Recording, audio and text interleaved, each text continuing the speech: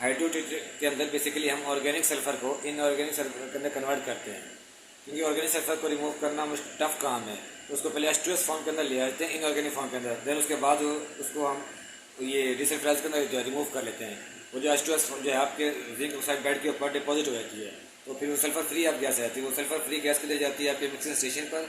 Mixing station पर हम क्या काम करते हैं कि जो 3.5 रेशो स्टीम की और 1 रेशो जो है आपकी कार्बन की, उसको हम वो करते हैं 3.5 रेशो एस/सी रेशो जो है 3.5 to 1 रेशो जो है, ठीक है। और 1 रेशो जो है आपकी गैस की। अब ये जो जाती है ये फिर एक कॉयल से गुजरती है, उस वो कन्वेक्शन कॉयल से, तो कन्वेक्शन कॉयल से भी इसका टेम्परेचर इंक्रीज होता है। 621 टेम्परेचर इसका रहता है प्राइमरी फार्मर के इनलेट के ऊपर जाए। अब प्राइमरी फार्मर के इनलेट पर जाएगा, प्राइमरी फार्मर के basically SMR steam methane reforming है, ट्यूबलर रिएक्टर्स हम कहते हैं SMR और स्टीम मीथेन रिफॉर्मिंग या ट्यूबलर रिएक्टर। इसके अंदर ट्यूब्स हैं और इसके अंदर बर्नर्स हैं और इसका एंडोथर्मिक रिएक्शन इसके अंदर होता है। तो इसलिए हमें इसकी हीट की रिक्वायरमेंट होती है। इस वजह से हम इसके बर्नर लगे हैं, 72 बर्नर लगे हुए हैं और 156 ट्यूब्स है। और 156 ट्यूब्स के अंदर कैटलिस्ट इसका निकल है, और वो फिर क्या करता है कि ये गैस इसके अंदर जाती है, वहाँ पे रिएक्शन स्टार्ट होता है और फिर वो जो हीट है जो बर्नर के थ्रू हम दे रहे हैं वहाँ पे इसका रिएक्शन होता है और फिर ये अब बन जाती है सिन गैस। इसके आउटलेट के ऊपर हमारी सिन गैस बन जाती है। सिन गैस किस तरह बनती है कि आपकी स्टीम का और ये मीथेन का रिएक्शन होता है, वो फिर बन जाती है H2 हाइड्रोजन प्लस ये आपकी CO प्लस CO2। ये आपकी मेन प्रोडक्ट है, इसे हम सिन गैस भी कहते हैं। और वो सिन गैस अब हाइड्रोजन जो है वो तकरीबन इसके अंदर 67% हाइड्रोजन होती है, CO जो है वो आपकी 11% होती है और CO2 जो है वो भी तकरीबन 10% होती है। अब इसके अंदर आपने क्या करना है, ये 90% रिफॉर्मिंग हो गया है। 10% रिफॉर्मिंग जहाँ अपने आगे नेक्स्ट स्कैन रिफॉर्मिंग में कराते हैं। स्कैन रिफॉर्मिंग में क्या करते हैं, बेसिकली टॉप से जो ये हमारी जो निकलती है और उसके थ्रू टॉप से इन होती है। अब इसके अंदर हम एयर भी इंट्रोड्यूस कराते हैं इसके रिएक्शन के लिए जो है।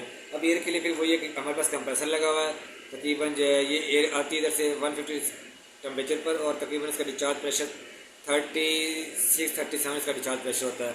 अब वो एयर टॉप के साथ आती है और ये जो गैस जो होती है उसके साथ इसका रिएक्ट होता है। ऊपर इसका टॉप पर एक्सोथर्मिक रिएक्शन होता है, H2 के साथ इसका रिएक्शन होता है, H2 प्लस। एयर के अंदर बेसिकली चीज़ें जो होती हैं वो नाइट्रोजन और ऑक्सीजन, ये इसकी चीज़ें हैं। और तो वो ऑक्सीजन जो है, अब हमने इसको ऑक्सीजन को रिमूव करना है, वो ऑक्सीजन हाइड्रोजन के साथ रिएक्ट करके H2O बन के ये रिमूव हो जाए और उसको आगे आगे सिस्टम इन होती है। बकाया जो सल्फर वो गैस जो है हमारी सिन गैस जो है वो उसकी जो ऊपर जो टॉप पे जो रिएक्शन होगा एक्सोथर्मिक है, उसी की हीट जो हम इधर टॉप बॉटम इसके यूटिलाइज कर लेते हैं। जो 10% जो रिफॉर्मिंग होनी होती है उसको हम इधर इसको जो यूटिलाइज करते हैं। इसके अंदर भी निकल कैटलिस्ट है, तो कैटलिस्ट का वॉल्यूम जो 18 मीटर क्यूब इसका कैटलिस्ट का वॉल्यूम है। अब इसके बॉटम से ये अभी गैस जो निकलेगी तकरीबन उसका टेम्परेचर 1013। हाँ, अब इसके आखिर इसके आउटलेट पर हमने ये चीज़ इंश्योर करनी होती है कि हमारी जो है अब कितनी मिथेन स्लीपेज है। मिथेन तकरीबन ऑलमोस्ट सारी कंज्यूम हो जानी चाहिए। अब वो तकरीबन 0.24 से ज़्यादा नहीं होनी चाहिए हमारे, इस पर इसको हम इंश्योर कर रहे होते हैं। और ये जो हमारी जो फर्नेस लगी है प्राइमरी फार्मर के अंदर, ये बेसिकली बैलेंस जाब है। इसके अंदर फोर्स जार्ड FD फैन भी लगा हुआ है, इंड्यूस जार्ड फैन भी लगा हुआ है। तो FD फैन बेसिकली क्या करता है, जो आप एयर लेकर उसका पेशेंट की को देकर वो फर्नेस में देते हैं।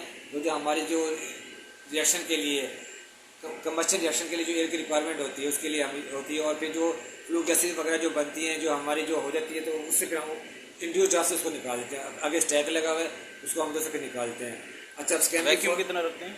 वैक्यूम तकरीबन माइनस में चल रहा था, -3 -4 इतना इसका वैक्यूम चल रहा होता है। अब स्कैनरी रिफॉर्मर के आखिर में फिर अभी सिन गैस जो आएगी, इसके अंदर तकरीबन हाइड्रोजन, वो इस हाइड्रोजन है, CO है और CO2 है। अब इसके आखिर में जो CO की जो वैल्यू है वो तकरीबन 13% है, CO2 है और जो है हाइड्रोजन है। अच्छा, अब वो जाएगी हमारे पास 1013 टेम्परेचर के साथ इसमें 101C के अंदर वेस्ट हीट बॉयलर के अंदर जो है वेस्ट हीट बॉयलर की एक ट्यूब साइड से गैस गुजरेगी और शेल साइड पे इसके बॉयलर फिर वाटर है।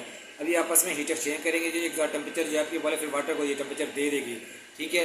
उसके आउटलेट पर अब हमारे पास टेम्परेचर आ जाएगा 600। अब उसके बाद फिर ये गुजरेगी 102 से स्टीम सुपर हीटर से। इसके अंदर फिर मजीद ये टेम्परेचर अपना स्टीम जो बनी है उसको टेम्परेचर दे देगी और इसके आउटलेट पर टेम्परेचर अब हमारे पास आ जाएगा तकरीबन 375 के करीब। यही STS का इनलेट टेम्परेचर है। और STS का इनलेट टेम्परेचर हम कंट्रोल कर रहे हैं बेसिकली। इसके अंदर एक हमारे पास वेल लगा हुआ है TC 1173 के पास इनलेट का टेम्परेचर है, ठीक है, 371 जो है। अब STS के अंदर बेसिकली हम क्या काम करते हैं, ये हमारे STS high temperature shift converter और LTS low temperature shift converters हैं बेसिकली।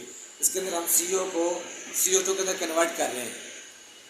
इन कन्वर्टर्स के अंदर बेसिकली हम वो CO को CO2 के अंदर कन्वर्ट कर रहे हैं। अब सेकेंडरी फॉर्मेट के ऑलेट पे जो हमारी STS को CO थी वो तकरीबन 13% थी।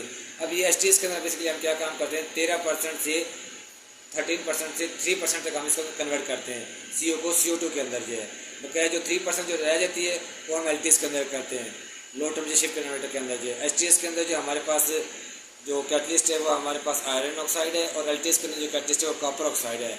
ठीक है, इन दोनों का रिएक्शन स्लाइटली एक्सोथर्मिक रिएक्शन होता है हमारे पास। ठीक है, और ये सिन गैस प्लस जो है आपकी स्टीम सर इसका रिएक्शन होता है, और इसके अंदर CO CO2 और जो हाइड्रोजन वही इसके प्रोडक्ट है सिन गैस। ठीक है, बेसिकली इसके अंदर हमने CO को कन्वर्ट करना है। तो LTS की आउटलेट के ऊपर जो है हमारे पास जो सिन गैस वो CO होगी वो 0.3% होगी, इससे ज़्यादा नहीं होनी चाहिए। और अब बकाया 18 से 19, 20, 21% तक अब हमारी CO2 बन गई है। अब वो CO2 प्लस हाइड्रोजन अब हमारे पास जाएगी एब्जॉर्बर के अंदर जो है। ठीक है, मैं आपको आप गैस का वो बता रहा हूँ जो है, अभी आप स्टीम को कंडेंसेट वगैरह का वो अभी मैं आपको नहीं बता रहा हूँ। ठीक है, अब ये गैस जो आप हमारे पास आ गई है ये एब्जॉर्बर के अंदर आ जाएगी। ये हमारे पास MDA सेक्शन है, एक्टिवेटेड मिथाइल डाइथेनॉल अमाइन सोल्यूशन, इसका हम यूज़ करते हैं। ये कार्बन CO2 रिमूवल सेक्शन इसको हम कहते हैं, CO2 plus H2S removal section है। वैसे तो हम अपने H2S को इधर ही एडुटेटेड डिसल्फाइजर के अंदर रिमूव कर लेते हैं, लेकिन अगर फिर भी कुछ ट्रेसेस के अंदर आ भी जाएँ तो वो हम ये CO2 रिमूवल सेक्शन के अंदर या MDA सोल्यूशन के थ्रू इसको हम रिमूव कर लेते हैं। ठीक है, अब ये हमारे पास इसके अंदर 3 चीज़ें हैं, एब्जॉर्बर है, LP फ्लैश कॉलम है और स्ट्रिपर है।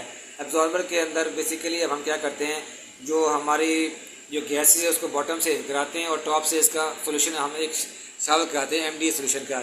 इसकी कंसनट्रेशन हमारे पास ऑलमोस्ट 38-39% कंसनट्रेशन होती है। वो क्या करता है, इसके अंदर एक बेड लगे हुए हैं और वो बेड्स के ऊपर रैशिंग रिंग्स हैं। ठीक है, वो मेलामाइंस की हमारे पास पैकिंग है। वो आप क्या काम करती है कि ये गैस को और जो सोल्यूशन का आपस में कॉन्टैक्ट होता है और वो CO2 को आप अब्जॉर्ब कर लेती है बेसिकली। अब ये जो गैस थी उसके अंदर पहले CO2 थी, अब ये जो बॉटम से इन टॉप से सोल्यूशन, वो सोल्यूशन क्या करेगा, इस गैस के अंदर जो हमारे पास CO2 है उसको अंदर अपने अंदर एब्जॉर्ब कर लेगा। अब ये CO2 फ्री गैसेज हमारे पास टॉप से निकल जाएंगी और ये हमारे पास एक नॉकआउट ड्रम में, नॉकआउट ड्रम के बाद अभी हमारे पास इधर चली जाएंगी मैथनेटर के अंदर जाए। ठीक है, और बकाया इसका जो सर्किट है वो एक अलहदा से है कि इसकी हम रिजर्वेशन कैसे करते हैं और ये सोल्यूशन कैसे कैसे जो है इधर से आता है, तो वो एक सेक्शन अभी बाद में आएगा आपके पास जरा। ठीक है, तो सभी के लिए फ़िलहाल इतना, मैं अभी फिर टेस्ट के लिए जो है